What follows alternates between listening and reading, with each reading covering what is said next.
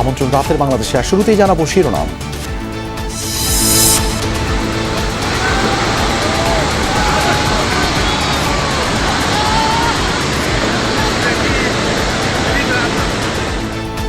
নেপালে ৩৫০ ছাড়িয়েছে প্রাণহানি, চলছে উদ্ধার তৎপরতা, খোঁজ মেলেনি হাজারো পর্যটকের, আছে ফের ভূমিধসের শঙ্কা।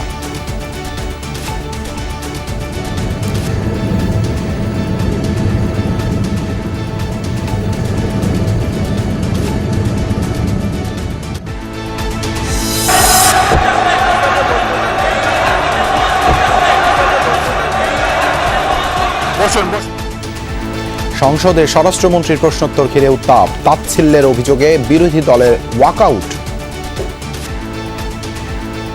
শাহবাগ স্কোয়ারে বক্তৃতা দিয়ে পার্লামেন্টে বক্তৃতা দিয়ে এক কথা না, আমি কাউকে উদ্দেশ্য করে বলি নাই। তিনি বলেছেন যে এই সংসদে তিনি শিক্ষকের ভূমিকা পালন করবেন। আমরা তার ছাত্র হওয়ার জন্য এখানে আসি নাই। মাননীয় মক্কা প্যাক্টে যোগদানের প্রস্তাব পেলে ইতিবাচক সাড়া দেবে বাংলাদেশ। সংসদে পররাষ্ট্রমন্ত্রী বললেন, চুক্তি বিস্তৃত হলে নিশ্চিত হবে মুসলিম সমাজের আত্মরক্ষা। এটা যদি বিস্তৃত হয় এবং এটা হচ্ছে বিশ্ব মুসলিম সমাজের আত্মরক্ষার একটি ব্যবস্থা এবং এটা আমাদের পরিবারের মুসলিম পরিবারের আভ্যন্তরীণ বিষয়। বঙ্গভবনে প্রথম দরবারে রাষ্ট্রপতি মির্জা ফখরুল দেশের কল্যাণে দল নিরপেক্ষভাবে কাজ করার প্রতিশ্রুতি। আমি এখন সম্পূর্ণভাবে একজন দল নিরপেক্ষ রাষ্ট্রপতি হিসেবে দায়িত্ব গ্রহণ করার পরে আমি সব কিছু রাজনীতির ঊর্ধ্বে আমি থাকবো বলেই আমি শপথ নিই।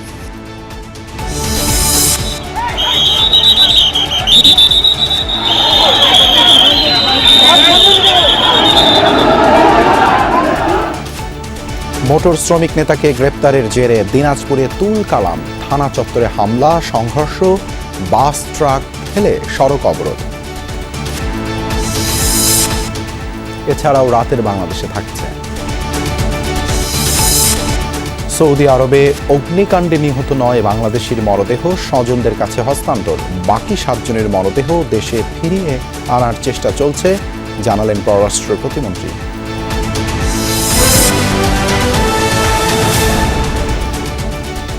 এতক্ষণ শিরোনাম দেখছিলেন, আপনাদের সঙ্গে আছি দেবাশিস রঞ্জন সরকার।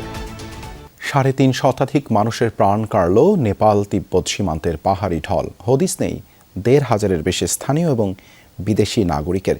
অভিযানে কয়েক হাজার সেনা সদস্য মোতায়েন থাকলেও দুর্গম অঞ্চল ও প্রতিকূল আবহাওয়ার কারণে ব্যাহত উদ্ধার কাজ। হারানো স্বজনদের খোঁজে যখন হাসপাতাল, মর্গে ভিড় করছেন পরিবারের সদস্যরা, তখন নদীতে জমে থাকা ধ্বংসস্তূপ আবারও ঢলের চোখ রাঙাচ্ছে। কোনো বাঁধ মানছে না সর্বগ্রাসী ঢল, পথে যা পাচ্ছে তাই তলিয়ে দিয়ে এগোচ্ছে সামনে। এই চিত্র নেপাল তিব্বত সীমান্তের পাহাড়ি জনপদে।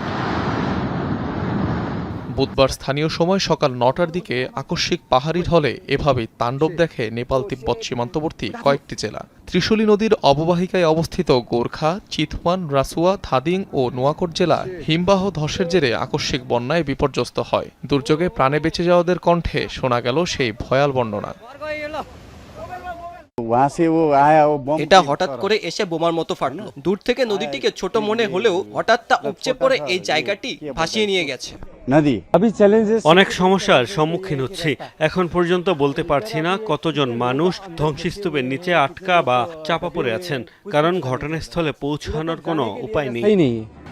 এদিকে নিখোঁজ স্বজনদের সন্ধানে হাসপাতাল, মর্গে বেড়েই চলছে ভিড়। উদ্বেগ উৎকণ্ঠায় ক্ষণ পার করছেন পরিবার পরিজন। আমি শুধু চাই আমার স্বামী অক্ষত অবস্থায় নিরাপদে আমার কাছে ফিরে আসুক, আর কিছুই চাই না। আমার ছেলে এই দুর্যোগে আটকে পড়েছে। সে একজন ট্রাক ড্রাইভার। এই ঘটনার সময় সেই গাড়ি চালাচ্ছিল। আমাদের শেষ কথা হয়েছিল 8:30টার দিকে। এরপর থেকে তার আর কোনো খবর নেই, কিছুই জানতে পারছি না।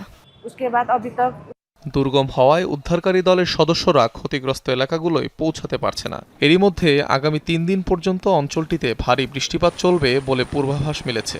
সর্বোচ্চ সহযোগিতার আশ্বাস দিয়েছে চীন। চীন ও নেপাল সরকার এই দুর্যোগে ক্ষতিগ্রস্তদের প্রতি আন্তরিক সমবেদনা জানাচ্ছে। বেইজিং যৌথভাবে অনুসন্ধান ও উদ্ধার কার্যক্রম পরিচালনার জন্য নেপালি পক্ষের সাথে নিবিড় যোগাযোগ ও সমন্বয় বজায় রাখছে। প্রয়োজন অনুযায়ী জরুরি সহায়তা প্রদান করবে চীন। দুর্যোগের কারণে জলবিদ্যুৎ ও সৌরবিদ্যুৎ মিলিয়ে নেপালে প্রায় 430 মেগাওয়াট উৎপাদন সক্ষমতা ক্ষতিগ্রস্ত। ব্যাপক ক্ষতি হয়েছে বিদ্যুৎ উৎপাদন, সঞ্চালন ও বিতরণ অবকাঠামোর। ভূতাত্ত্বিকদের শঙ্কা, যে কোনো মুহূর্তে আবারও হতে পারে পাহাড়ি ঢল ও ভূমিধস। কেননা ত্রিশূলী নদীমুখে এখনও জমা ভারী পাহাড়ি বর্জ্য, যা চাপ সইতে না পারলে যে কোনো সময় ঢলের সৃষ্টি করতে পারে। এদিকে ভয়াবহ এই দুর্যোগের পেছনে মূলত হিমবাহ ধসই বড় কারণ হতে পারে বলে ধারণা বিশেষজ্ঞদের। অনিক রহমান, যমুনা নিউজ। নেপাল চীনের ভয়াবহ দুর্যোগে নিখোঁজ রয়েছেন অন্তত 32 দেশের পর্যটক। এর মধ্যে নেপালে নিখোঁজ বিদেশির সংখ্যা 6 শতাধিক। অন্যদিকে তিব্বতে নিখোঁজ প্রায় 300 বিদেশি পর্যটক। ভারতের পররাষ্ট্র মন্ত্রণালয়ের তথ্য অনুযায়ী খোঁজ নেই 288 ভারতীয়র। এদিকে নেপালের ট্যুরিস্ট বোর্ড জানিয়েছে যুক্তরাষ্ট্রের 65, ইউক্রেনের 53 ও মালয়েশিয়ার 51 জন ভয়াবহ বন্যার পর নিখোঁজ রয়েছেন।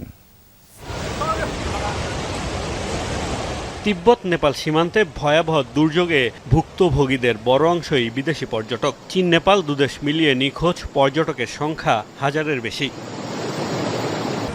নেপালের ট্যুরিজম বোর্ডের প্রকাশিত তথ্য অনুযায়ী খোঁজ মেলেনি প্রায় 750 পর্যটকের। নেপালের 127 জন ছাড়াও নিখোঁজ 6 শতাধিক বিদেশি। নিখোঁজ হওয়া বিদেশিদের বড় অংশই ট্রেকিং বা ধর্মীয় তীর্থযাত্রার উদ্দেশ্যে নেপালের উত্তরাঞ্চলের দুর্গম উপত্যকাগুলোতে গিয়েছিলেন।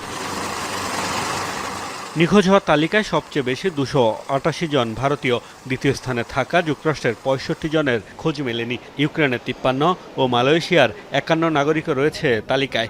এছাড়া নেপাল বাদেও যুক্তরাজ্য, কানাডা, ফ্রান্স সহ 32 দেশের নাগরিকের সন্ধান মিলছে না। তবে নিখোঁজদের প্রকৃত সংখ্যা আরও বেশি হতে পারে বলে শঙ্কা করা হচ্ছে। আমি জানি অনেক অস্ট্রেলীয়ই এই অঞ্চলে অবস্থানরত তাদের বন্ধু বান্ধব ও পরিবারের সদস্যদের নিয়ে গভীরভাবে উদ্বিগ্ন। তবে এই মুহূর্তে আমি আপনাদের বলবো যে বিপর্যয়ের ব্যাপকতার কারণে সেখানে যোগাযোগ ও তথ্য প্রাপ্তির সুযোগ অত্যন্ত সীমিত। আমরা সাধ্যমতো সব ধরনের তথ্য সংগ্রহের চেষ্টা করব। চীনের পররাষ্ট্র মন্ত্রণালয়ের তথ্য মতে তিব্বতে নিখোঁজ হয়েছে প্রায় 300 বিদেশি। যদিও তাদের জাতীয়তা কিংবা বিস্তারিত পরিচয় এখনও প্রকাশ করা হয়নি। আন্তর্জাতিক বিভিন্ন গণমাধ্যম বলছে তাদের পরিচয় শনাক্তে কাজ শুরু করেছে কর্তৃপক্ষ। মোস্তফা মাহমুদ, যমুনা নিউজ। নেপালে আকস্মিক ঢলে নিহতদের উদ্দেশ্যে সংসদে শোক প্রস্তাব গৃহীত হয়েছে। একই সাথে 1 মিনিট নীরবতা পালন করা হয়। অধিবেশনের শুরুতেই শোক প্রস্তাব উত্থাপন করেন চিফ হুইপ মোহাম্মদ নুরুল ইসলাম। পরে সর্বসম্মতিতে প্রস্তাবটি গ্রহণ করা হয়। পাশাপাশি সদ্য প্রয়াত সাবেক এমপিদের রুহের মাগফিরাত কামনা করা হয়। নিহতদের আত্মার মাগফিরাত কামনায় দোয়া করেন সংসদ সদস্যরা। এর আগে নেপালের ভয়াবহ বন্যায় প্রাণহানির ঘটনায় গভীর শোক জানিয়েছেন প্রধানমন্ত্রী তারেক রহমান। বুধবার দেয়া শোক বার্তায় তিনি নেপালের প্রধানমন্ত্রী বালেন্দ্র শাহ ও দেশটির জনগণের প্রতি বাংলাদেশের সরকার ও জনগণের পক্ষ থেকে সমবেদনা জানান। এদিকে নেপালের দুর্যোগে এখন পর্যন্ত কোনো বাংলাদেশি হতাহতের খবর পাওয়া যায়নি। বিষয়টি নিশ্চিত করেছেন পররাষ্ট্রমন্ত্রী ডক্টর খলিলুর রহমান। জানান, নেপালের পররাষ্ট্র মন্ত্রণালয়ের সাথে নিবিড় যোগাযোগ রেখেছে বাংলাদেশ। দেশটির ক্ষয়ক্ষতি সামলাতে সর্বাত্মক সহযোগিতার কথাও জানান তিনি। দুপুরে মন্ত্রণালয়ের সাংবাদিকদের ব্রিফিং করেন তিনি।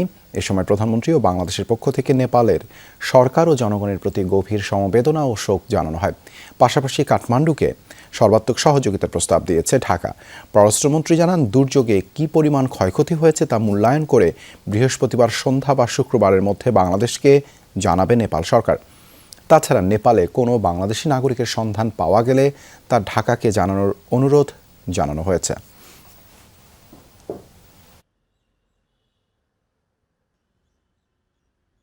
আমাদের সহমর্মিতা, আমাদের শোক জ্ঞাপন করেছি। আমরা তাদেরকে সর্বাত্মক সহযোগিতা অফার করেছি। আমরা তো এখনও পর্যন্ত জানতে পারিনি যে কোনো বাংলাদেশি এতে অ্যাফেক্টেড হয়েছেন কিনা। যদি হয় তাহলে পরে আমাদেরকে যেন জানান এবং আমরা তাদের সঙ্গে সম্পূর্ণভাবে সহযোগিতা করব। সৌদি আরব, তুরস্ক ও পাকিস্তানের মক্কা চুক্তিতে বাংলাদেশকে যোগদানের প্রস্তাব আসেনি বলে জানিয়েছেন পররাষ্ট্রমন্ত্রী ডক্টর খলিলুর রহমান। তবে বাংলাদেশকে নিতে চাইলে তা ইতিবাচকভাবেই দেখা হবে বলে জানান তিনি। সংসদ অধিবেশনে চলাকালে প্রশ্নোত্তর পর্বে রুমিন ফারহানার প্রশ্নের জবাবে একথা জানান তিনি।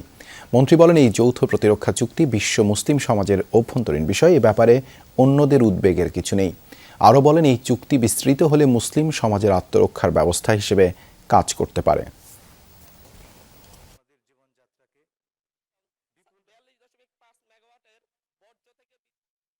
এই প্যাক্ট 3টি দেশের ভেতরে হয়েছে। আমরা এতে এই প্যাক্টটিকে ইতিবাচক হিসেবে দেখছি। এতে যোগদান করার বিষয়টি এখনো আসেনি, কারণ এটা নির্ভর করছে যারা এই প্যাক্টের সদস্য তাদের অভিপ্রায়ের উপর। এটা যদি বিস্তৃত হয় এবং এটা হচ্ছে বিশ্ব মুসলিম সমাজের আত্মরক্ষার একটি ব্যবস্থা এবং এটা আমাদের মুসলিম পরিবারের আভ্যন্তরীণ বিষয়। ত্রয়োদশ সংসদের তৃতীয় অধিবেশনের প্রথম দিনই উত্তপ্ত হয়ে ওঠে। প্রশ্নোত্তর পর্বে বিরোধী দলীয় সদস্যদের প্রশ্নকে পল্টন ও শাহবাগের বক্তব্যের সঙ্গে তুলনা করলে এমন পরিস্থিতির সৃষ্টি হয়। এ সময় বিরোধী দলীয় নেতা ফ্লোর পেয়ে বলেন, সংসদের শুরু থেকেই স্বরাষ্ট্রমন্ত্রী বিরোধী দলের সদস্যদের তাচ্ছিল্য করছেন। তার বক্তব্য এক্সপান্স করার দাবি জানান। এই পর্যায়ে স্বরাষ্ট্রমন্ত্রী তার বক্তব্য প্রত্যাহার করে নেন। উপস্থিত সদস্য সভাপতি মণ্ডলীর মধ্যে ত্রয়োদশ জাতীয় সংসদের তৃতীয় অধিবেশন শুরু হয় বিকাল 3টায়। প্রশ্নোত্তর পর্বে নানা বিষয়ে সরকারের মন্ত্রীদের প্রশ্ন করছিলেন সরকার ও বিরোধী দলের সংসদ সদস্যরা। মাননীয় স্বরাষ্ট্রমন্ত্রী, স্বরাষ্ট্রমন্ত্রীর কাছে এনসিবির হাসনাত আব্দুল্লাহ ও জামায়াতের শফিকুল ইসলাম মাসুদ আলাদা করে দুটি প্রশ্ন করেন। তবে তাদের প্রশ্ন সুনির্দিষ্ট হয়নি দাবি করে সালাউদ্দিন আহমদ বলেন, এটি প্রশ্নটা শাহবাগের বক্তব্য, তা বোঝা মুশকিল। শাহবাগ স্কোয়ারে বক্তৃতা দিয়ে পার্লামেন্টে বক্তৃতা দিয়ে এক কথা না। স্বরাষ্ট্রমন্ত্রীর এই মন্তব্যে প্রতিবাদ জানান বিরোধী দলের সদস্যরা। সবাই একসাথে দাঁড়িয়ে কথা বলায় হট্টগোল তৈরি হয়। এর মধ্যে প্রশ্নের উত্তর দেন মন্ত্রী। বিরোধী দলীয় কোন এমপির মামলায় আসামি গ্রেপ্তার হয় না সেটা স্পেসিফিক প্রশ্ন দরকার। বলেন, তারপর বলেন।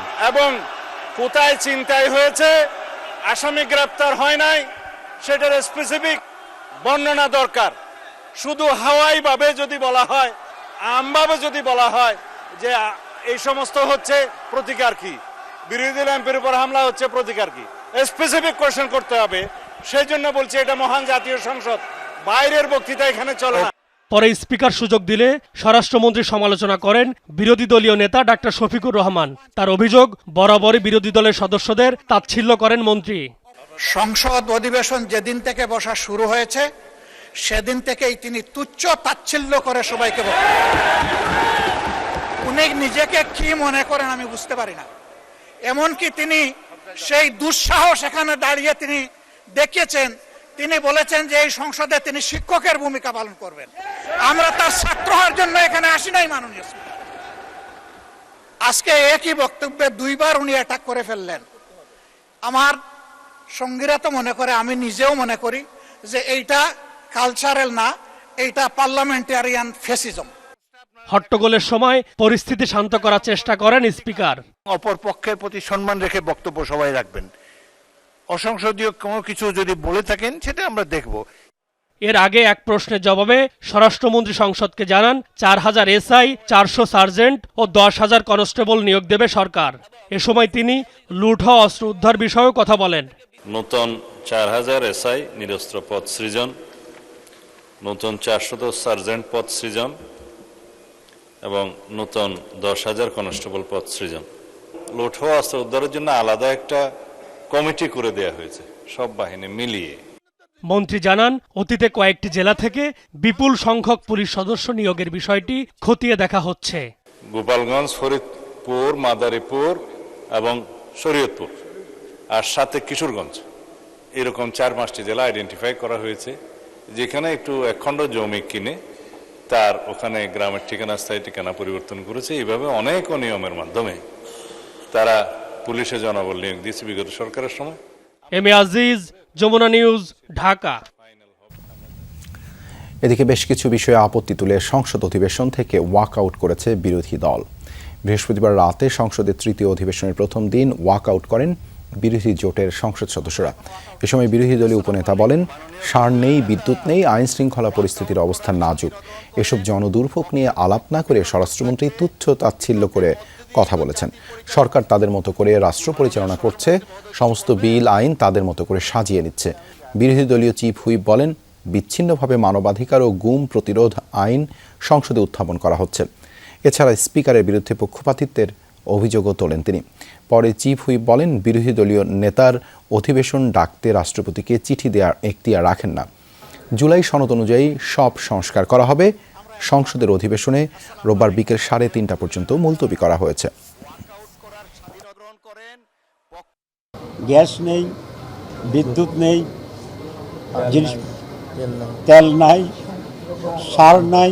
আমরা আশা করেছিলাম আজকেই সে সমস্ত বিষয়ে আলোচনা হবে। প্রশ্নোত্তরের সময় মাননীয় স্বরাষ্ট্রমন্ত্রী তুচ্ছ তাচ্ছিল্যভাবে জবাব দেওয়ার চেষ্টা করেছেন। সংসদীয় একটা স্বেচ্ছাচারিতা দেখতে পাচ্ছি, সংসদীয় একটা স্বৈরতন্ত্র দেখতে পাচ্ছি সরকারের পক্ষ থেকে, যেখানে স্পিকার এবং সরকার দল তারা এককভাবে এই পুরা জিনিসটা পরিচালনা করছে সংসদ। ফলে সেটার প্রতিবাদ স্বরূপ আমরা বের হয়ে এসেছি। সকল বিরোধী দল, সকল দল মিলে যা কিছু স্বাক্ষরিত হয়েছে তার দাড়ি কমা সেমিকলন থেকে শুরু করে সব কিছুই আমাদের নেতা তারেক রহমান সাহেব বলছেন আমরা বাস্তবায়ন করব।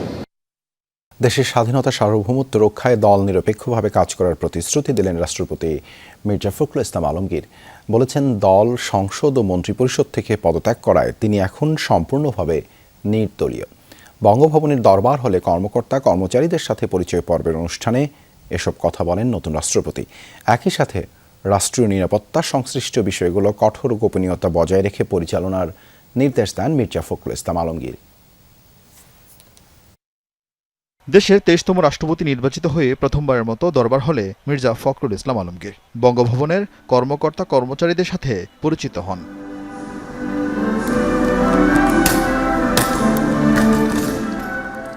পরে লিখিত বক্তব্যের শুরুতেই রাষ্ট্রপতি মুক্তিযুদ্ধের বীর শহীদদের প্রতি শ্রদ্ধা জানান। দেশ গঠনে স্মরণ করেন সাবেক রাষ্ট্রপতি জিয়াউর রহমান ও সাবেক প্রধানমন্ত্রী খালেদা জিয়াকে। একই সঙ্গে তিনি পূর্ববর্তী সকল রাষ্ট্রপতির কথাও শ্রদ্ধাভরে স্মরণ করেন।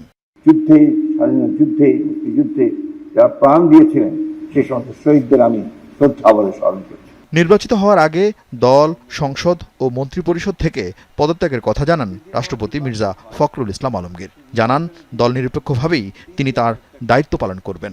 মহাসচিব ছিলেন বাংলাদেশ জাতীয়তাবাদী দলের এবং তার সদস্য পদ থেকে আমার পদত্যাগপত্র দিয়েছি আমি চেয়ারম্যান জনাব তারেক রহমানের কাছে।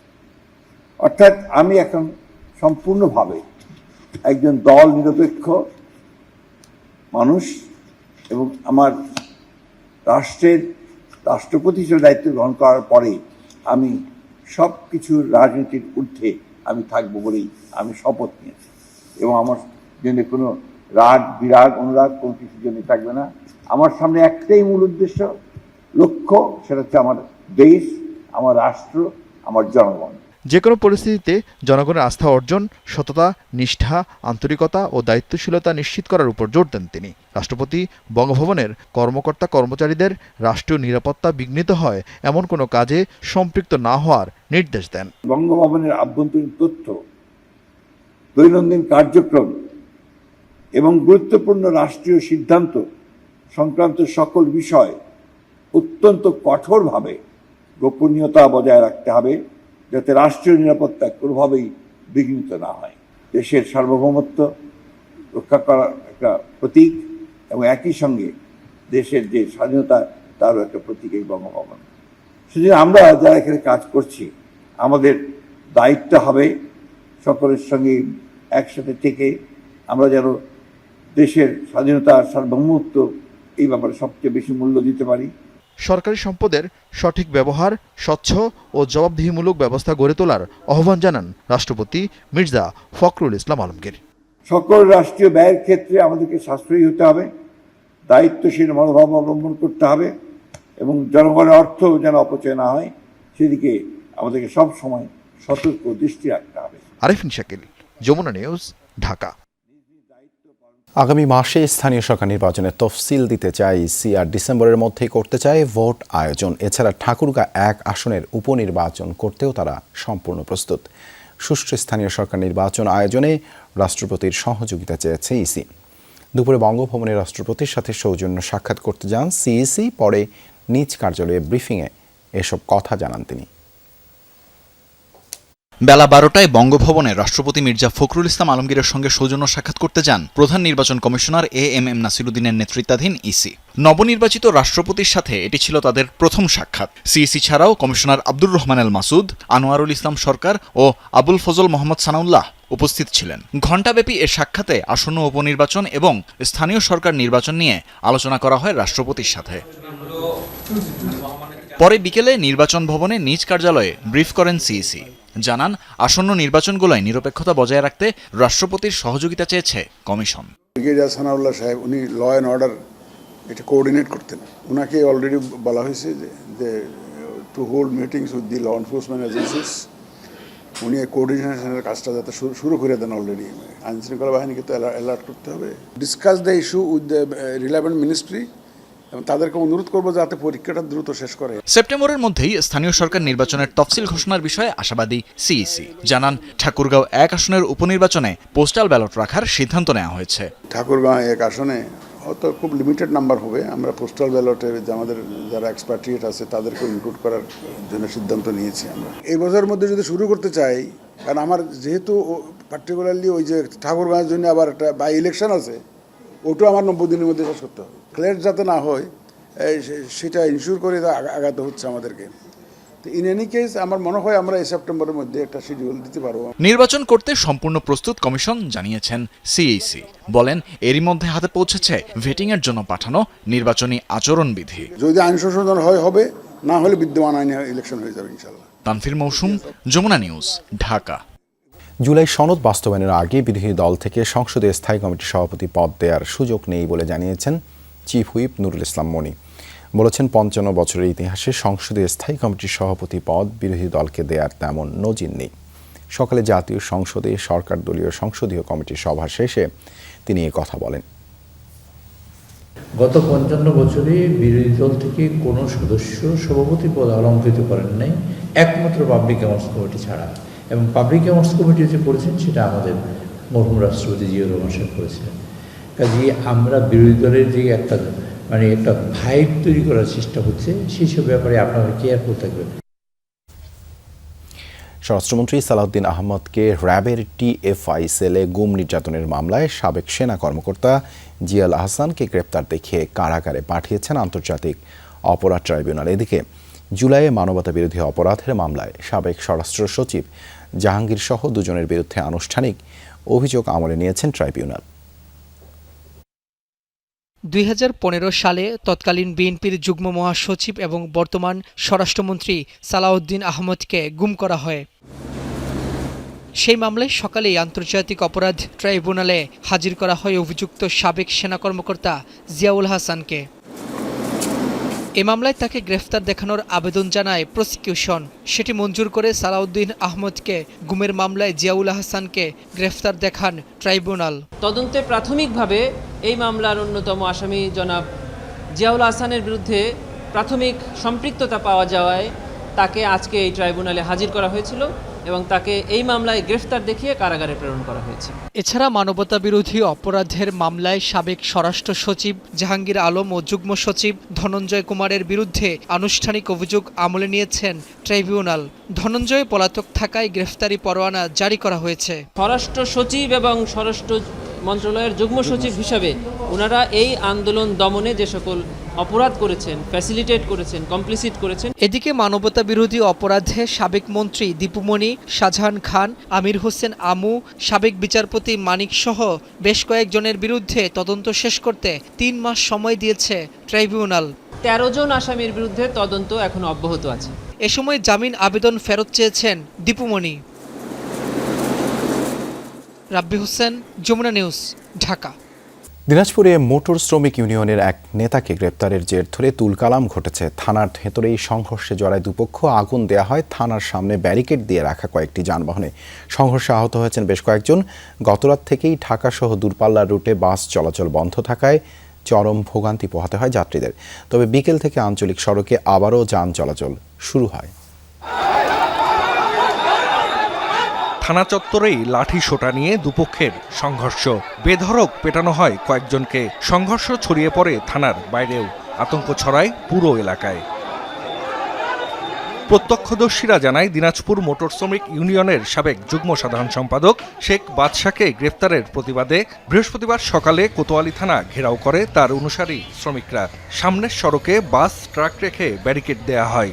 এক পর্যায়ে থানায় প্রতিপক্ষ গ্রুপের লোকজন উপস্থিত হলে দেখা দেয় উত্তেজনা, বাধে সংঘর্ষ।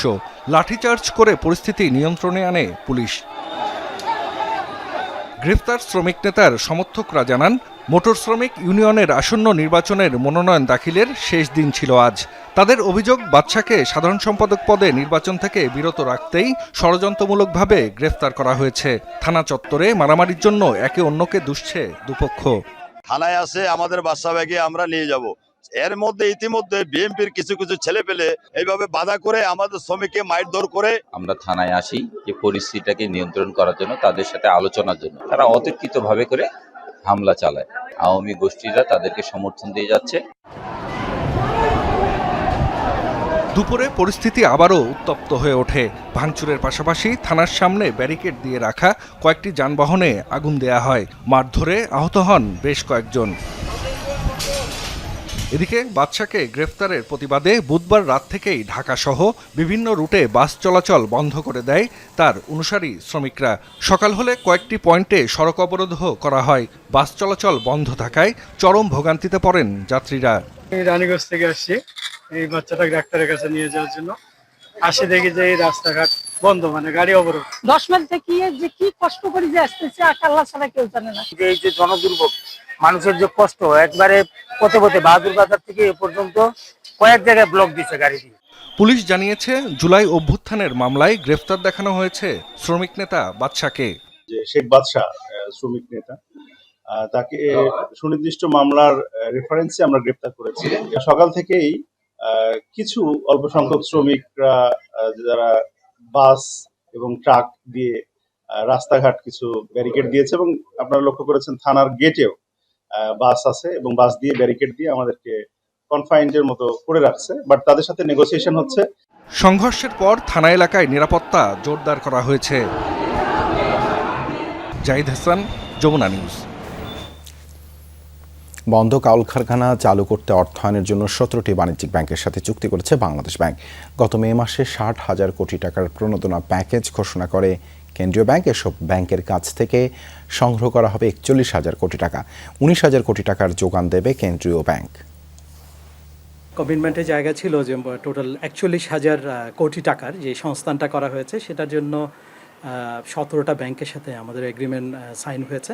এই ঋণগুলো কারা পাবেন, কিভাবে, অর্থাৎ তাদের ক্ষেত্রে একটা ফিট অ্যান্ড প্রপার ক্রাইটেরিয়া ঠিক করে দেওয়া হয়েছে।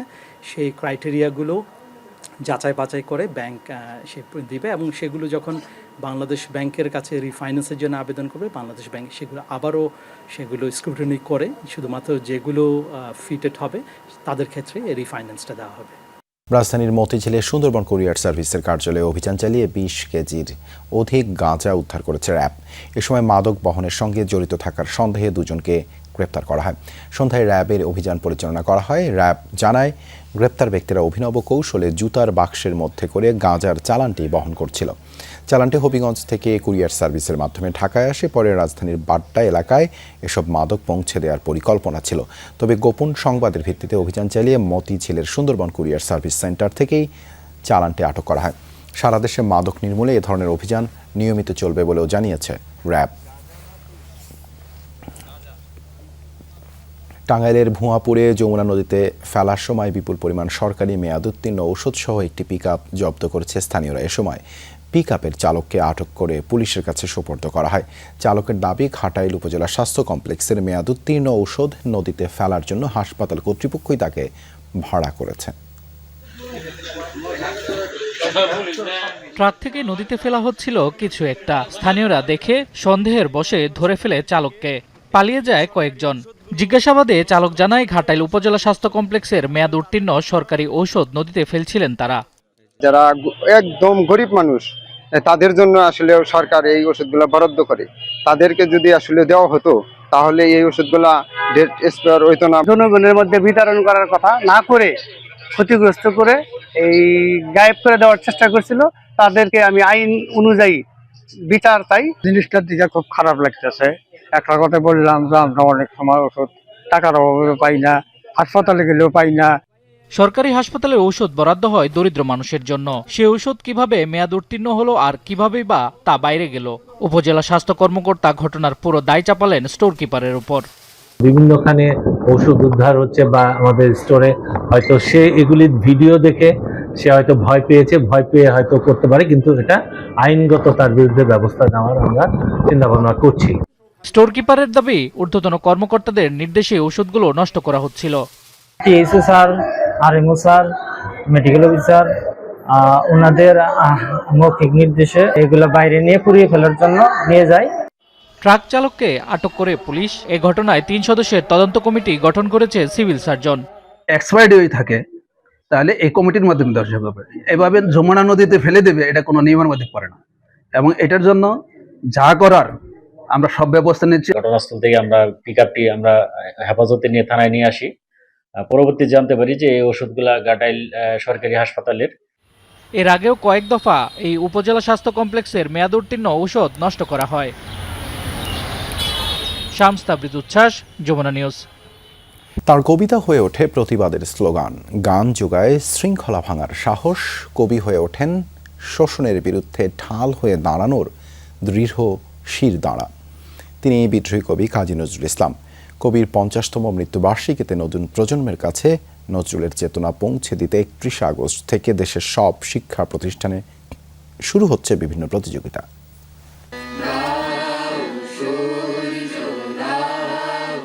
সময় তাকে থামাতে পারেনি, ছাপিয়ে গেছেন কাল যুগের সীমানা। ক্ষমতার চোখ রাঙানিও পারেনি দমাতে। শোষণ, বঞ্চনা আর বৈষম্যের দেয়াল টপকে তার কণ্ঠ নাড়িয়ে দিয়েছে শাসকের মসনদ। তিনি বিদ্রোহী কবি কাজী নজরুল ইসলাম। সাহিত্যের প্রায় প্রতিটি শাখায় ছিল বিচরণ। কবিতা, গান, গল্প, উপন্যাস, প্রবন্ধ, যেখানেই কলম ধরেছেন সেখানেই ফুটে উঠেছে মানুষের গল্প। সেই সৃষ্টির সবচেয়ে উজ্জ্বল দিক দ্রোহ। এই মহাপ্রাণের মৃত্যুবার্ষিকীতে কবির সমাধিতে শ্রদ্ধা নিবেদন করেন বিভিন্ন মন্ত্রণালয়, সাংস্কৃতিক সংগঠন, বিশিষ্ট ব্যক্তিবর্গ ও সাধারণ মানুষ। আমাদের মনে যখন কষ্ট লাগে তখন আছে, বিদ্রোহে আছে, ভালোবাসায় আছে, প্রেমে আছে, সব জায়গায় নজরুল আছে। ওনার যে অসাম্প্রদায়িক ভাবনা, আমার মনে হয় এইটা এখন আমাদের পরবর্তী জেনারেশনকে ছড়িয়ে দেওয়া উচিত। আজকে হয়তো মৃত্যুবার্ষিকী, কিন্তু আমরা সবসময় নজরুলকে আমরা লালন করি মনের মধ্যে। তিনি লিখেছেন মুক্তির কথা, শিখিয়েছেন অন্যায়ের বিরুদ্ধে রুখে দাঁড়াতে, মাথা না নোয়াতে। 52, 71, 90 কিংবা 24 তাঁর কবিতা আর গান কণ্ঠে ধারণ করেই রাজপথে নেমেছে তরুণ প্রজন্ম।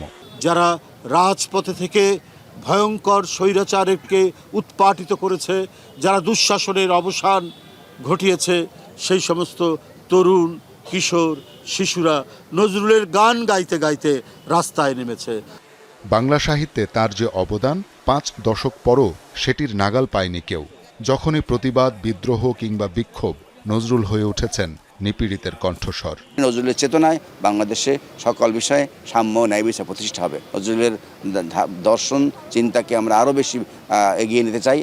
জাতীয় জাদুঘরের সংগ্রহে কবির ব্যবহার্য জিনিসপত্র, পাণ্ডুলিপি, স্বাধীনতা পদকসহ 70টিরও বেশি নিদর্শন থাকার পরও প্রদর্শনের কোনো উদ্যোগ নেই। বেশ কবছর আগে নজরুল কর্নার থাকলেও সেটি এখন নেই। এটা তো জাতীয় জাদুঘরেরও একটা বড় দায়িত্ব। এটা তো সবাই ওনাদের জন্য যেমন লজ্জা, আমাদের সকলের জন্য যেটা লজ্জা। কবির 50তম মৃত্যুবার্ষিকীতে নতুন প্রজন্মের কাছে নজরুলের চেতনা পৌঁছে দিতে 31 আগস্ট থেকে দেশের সব শিক্ষা প্রতিষ্ঠানে শুরু হচ্ছে নজরুলকে নিয়ে বিভিন্ন প্রতিযোগিতা। নতুন উদ্যোগের আশ্বাস দেন সংস্কৃতি প্রতিমন্ত্রী।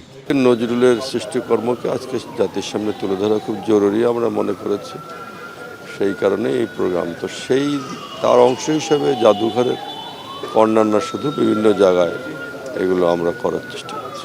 নতুন প্রজন্মের কাছে নজরুলকে পৌঁছে দেওয়ার উদ্যোগ শুধু কবিকে স্মরণ নয়, বরং তার দ্রোহ, মানবিকতা আর সাম্যের চেতনাকে ধারণ করারও প্রত্যয়। শওকত মঞ্জুর শান্ত, যমুনা নিউজ, ঢাকা। সবাইকে মেধা অনুযায়ী কর্মসংস্থানের ব্যবস্থা করে দেয়া রাষ্ট্রের দায়িত্ব বলে মন্তব্য করেছেন বিএনপির ভারপ্রাপ্ত মহাসচিব রুহুল কবির রিজভী। বলেন, কাউকে অবহেলা বা বেশি সুবিধা দেয়া যাবে না। বৃহস্পতিবার রাজধানী ইঞ্জিনিয়ার্স ইনস্টিটিউশনে জাতীয় প্রকৌশলী সম্মেলনে এ কথা বলেন তিনি। রাষ্ট্রের প্রতিটি জায়গায় মেধাবীদের ব্যবহার করার তাগিদ দেন রুহুল কবির রিজভী। বলেন, কারিগরি শিক্ষার পাশাপাশি গবেষণাকেও গুরুত্ব দিতে হবে। এছাড়াও বলেন, দেশে উচ্চ শিক্ষায় শিক্ষিত হয়েও নামমাত্র বেতনে চাকরিতে প্রবেশের বিষয়টি দুঃখজনক। গ্র্যাজুয়েট, পোস্ট গ্র্যাজুয়েট ইঞ্জিনিয়ারদের চাকরির বাজার সংকুচিত হচ্ছে। এ নিয়ে জাতীয় পর্যায়ে আলোচনা হওয়া উচিত বলেও জানান তিনি।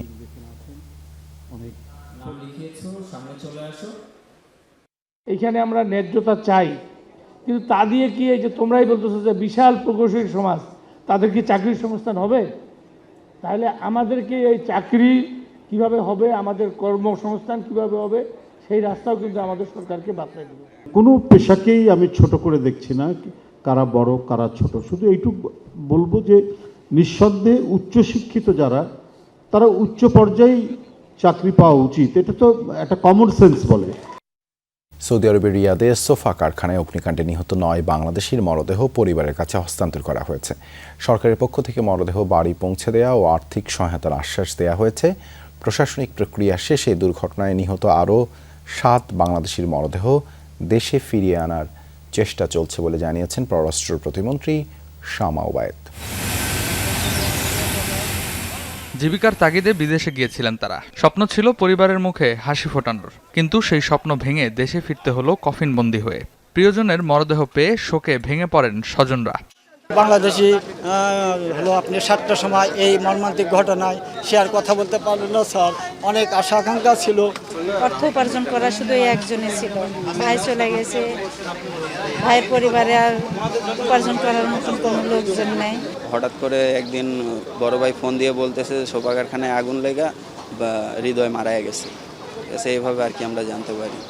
একই দুর্ঘটনায় নিহত আরও 7 বাংলাদেশের মরদেহ দেশে আনা বাকি রয়েছে। পরিচয় নিশ্চিত করতে ডিএনএ পরীক্ষা চলছে বলে জানিয়েছেন পররাষ্ট্র প্রতিমন্ত্রী শামা ওবায়েদ। শনাক্তকরণ শেষে দ্রুত তাদেরও দেশে ফিরিয়ে আনার চেষ্টা চলছে। তাদের একটা শনাক্ত করার জন্য একটা ডিএনএ টেস্ট করতে হবে। তাদের পরিবারের সাথে যোগাযোগ করা হয়েছে এবং পরিবারের সহযোগিতায় ডিএনএ টেস্টটা সম্পন্ন হলে আমরা কিভাবে তাদের আইডেন্টিফিকেশন করে দেশে ফিরিয়ে আনতে পারি সেই কাজটি কিন্তু আমাদের মিশন করছে। আমাদের সবাই কর্মরত আছে। ওয়ারিশদের তালিকা পাওয়ার পর সরকারি আর্থিক সহযোগিতা নিহতদের পরিবারকে দেওয়ার আশ্বাস দিয়েছেন প্রবাসী কল্যাণ মন্ত্রী আরিফুল হক চৌধুরী। তাদের বাড়ি পর্যন্ত পৌঁছানোর জন্য সরকারের পক্ষ থেকে আমরা অ্যাম্বুলেন্স এবং তাদের দাফন কাফনের জন্য আর্থিক সহযোগিতা দেওয়া হবে। ওয়ারিশদের তালিকা পেলেই আমাদের আর্থিক যে সহযোগিতা সেটা তাদের সেই ওয়ারিশদের হাতেই আমরা তুলে দেব। স্বজন হারানোর এই শোকের সঙ্গে এখন পরিবারগুলোর সামনে ভবিষ্যতেরও অনিশ্চয়তা। রেদওয়ান আহমেদ, যমুনা নিউজ, ঢাকা। এই ছিল রাতের বাংলাদেশে। এতক্ষণ আমাদের সাথে থাকার জন্য ধন্যবাদ সবাইকে।